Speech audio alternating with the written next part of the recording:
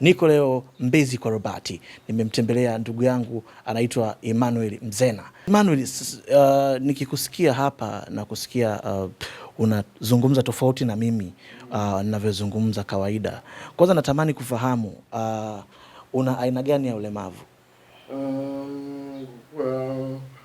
Kwa majina yangu kabisa kamili naitwa Emmanuel Paul Mzena.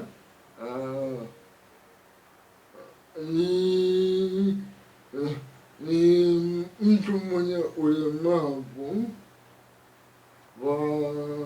wa aina ya cerebral palsy, na ila sasa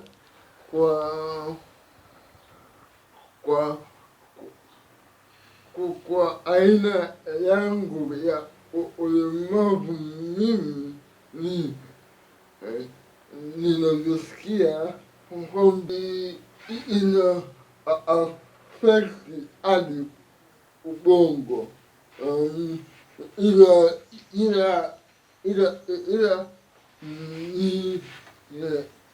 namshukuru Mungu kwamba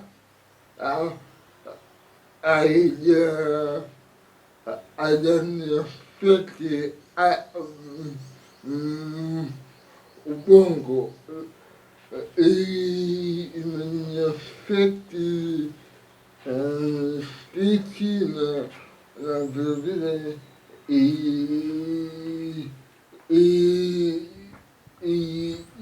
imeniaffect katika upande wa